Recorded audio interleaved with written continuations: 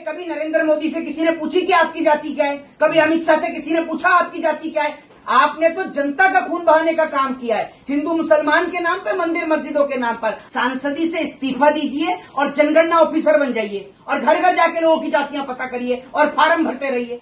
संसद के सदस्य का काम किसी की जाति पूछना नहीं होता। दिखा दीजिए आप कहाँ लिखा हुआ है। आप उनसे जाति पूछ रहे हैं जिनकी दादी ने इस देश के लिए अपना खून दे दिया, जिसके पिताजी ने इस देश के लिए अपना खून दे दिया। और सबसे जाहिल पत्रकार ये है जो मोदी को अपना डैडी मानता है। आप पता है किसी से उसकी जाति पूछना कानून में अपराध है।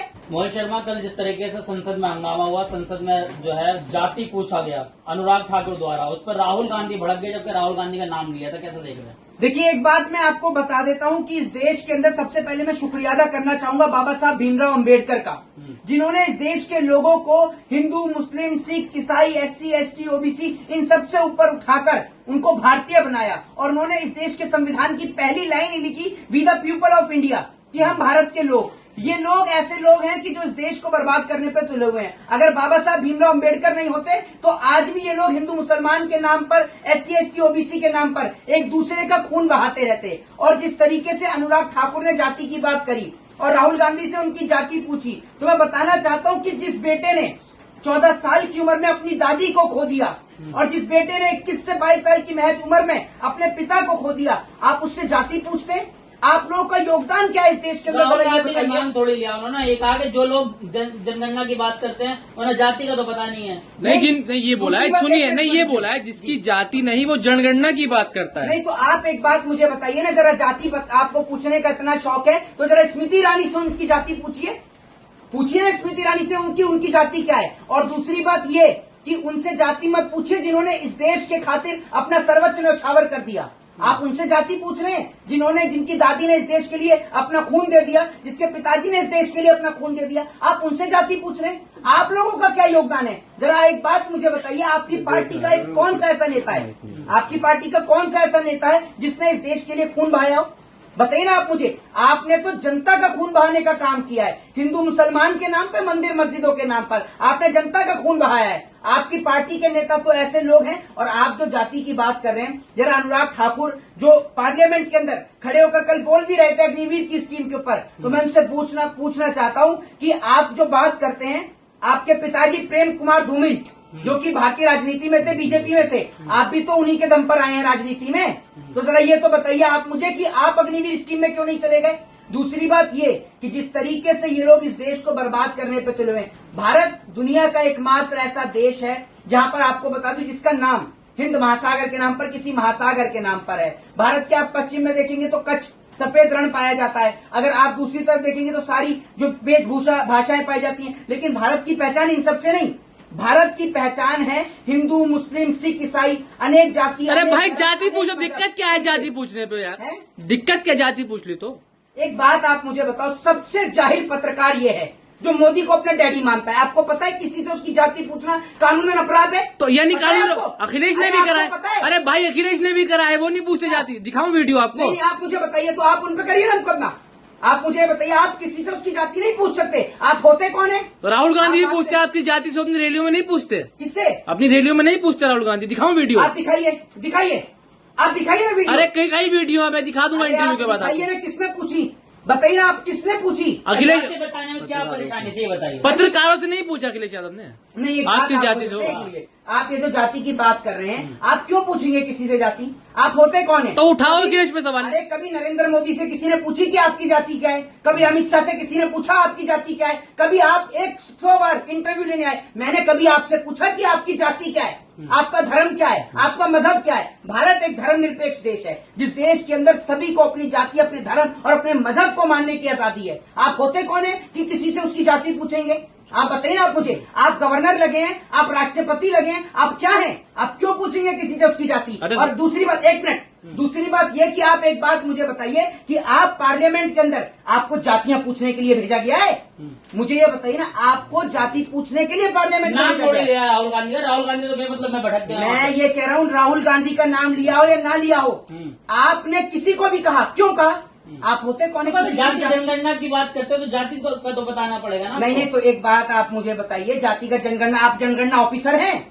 आप जनगणना ऑफिसर हैं, आप सर्वे करने आए हैं घर पे कि आपको अपनी जाति बताएं, आपको अपना सरनेम बताएं, आपको अपनी सदस्य सदस्य बताएं। है ना, मतलब पूछ सकते हैं, सवाल पूछा उन्होंने। संसद के सदस्य का काम किसी की जाति पूछना नहीं होता। दिखा दीजिए आप कहाँ लिखा हुआ है, खोल दीजिए संसद की पुस्तक, दिखा दीजिए कहाँ लिखा हुआ है कि एक सांसद को यह पूछने का अधिकार। अब मतलब अगर कोई किसी का काम करेगा तो जाति पूछ के करेगा क्या, ये मुझे बताइए। राहुल गांधी अनुराग ठाकुर, एक मिनट जाइए। दूसरी बात ये कि एक बात आप मुझे बताएं, अनुराग ठाकुर जो जाति की बात करते हैं, जब इन्हीं की जाति और इन्हीं के समाज के लोगों को भारतीय जनता पार्टी की सरकार में मारा गया, उस वक्त ये कहाँ थे बताइए ना। ये ऐसे लोग हैं जो कुर्सी के, और अखिलेश यादव ने वहां खड़े होकर कहा कि इतनी मिर्ची इसलिए हो रही है और इतनी तकलीफ इसलिए हो रही है क्योंकि इस बार मंत्री नहीं बनाया गया, समझ गए, इसलिए इतनी घबराहट हो रही है इनको, अनुराग ठाकुर को। लेकिन वो अनुराग ठाकुर बोल रहे हैं राहुल गांधी दिमाग उधार लेके आते हैं। नहीं, एक बात आप मुझे बताइए, अगर राहुल गांधी दिमाग उधार लेकर आते हैं तो आपकी पार्टी के नेता अगर इतने समझदार हैं तो राहुल गांधी से डिबेट कर लेना। क्यों प्रधानमंत्री नरेंद्र मोदी जी गायब हो जाते हैं जब राहुल गांधी पार्लियामेंट में बोलते हैं, सदन में बोलते हैं। अगर राहुल गांधी दिमाग उधार लेकर आते हैं ना, तो इस हिसाब से तो देश के प्रधानमंत्री जी के बारे में तो मैं क्या ही कहूँ।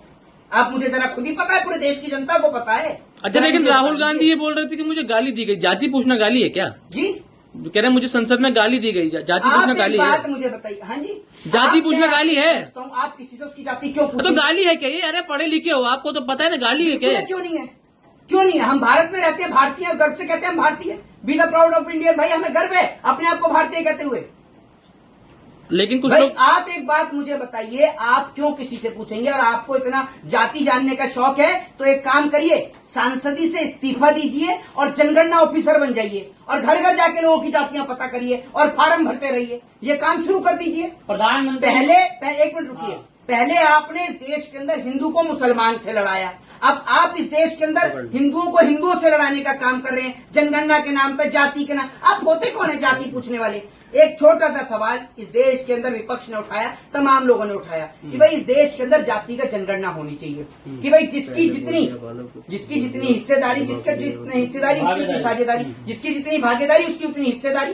सीधी सी बात है। मैं आपसे कहता हूं कि इस देश के अंदर जाति का जनगणना से दिक्कत क्या है? और दूसरी बात ये कि जो अनुराग ठाकुर कह रहे हैं कि जिनको जिनकी जाति नहीं पता, अरे जरा स्मृति ईरानी को तो पूछ लीजिए कि उनकी कौन सी जाति है।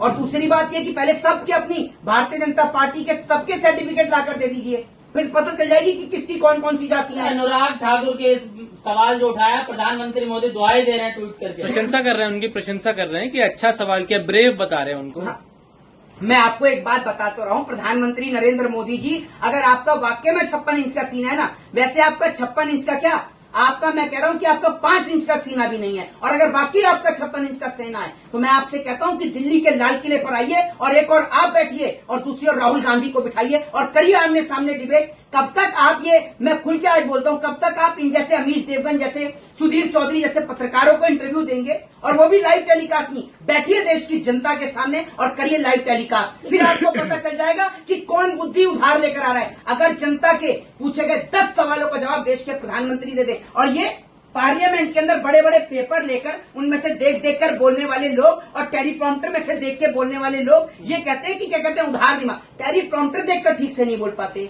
और ये कह रहे हैं कि उधार दिमाग। राहुल गांधी कहाँ होल्ड कर पाएंगे प्रधानमंत्री की, कहाँ प्रधानमंत्री होल्ड करेंगे राहुल गांधी? बिल्कुल, आपको मैं बताता हूँ, राहुल गांधी बिल्कुल होल्ड नहीं कर सकते प्रधानमंत्री की, क्योंकि नरेंद्र मोदी वो स्पीड और वो रफ्तार से वो लंबी लंबी फेंकने का काम करते हैं कि कोई और फेंक ही नहीं सकता मोदी के अलावा। है किसी में दम जो नरेंद्र मोदी के बराबर? राहुल गांधी संसद में बोल रहे थे कि अभी हलवा बट रहा है, जो बजट का हलवा वो जिक्र कर रहे थे, लेकिन अनुराग ठाकुर ने बताया ना 2G स्कैम का हलवा किसने खाया, कोयला घोटाले का हलवा किसने खाया, कॉमनवेल्थ का हलवा किसने खाया।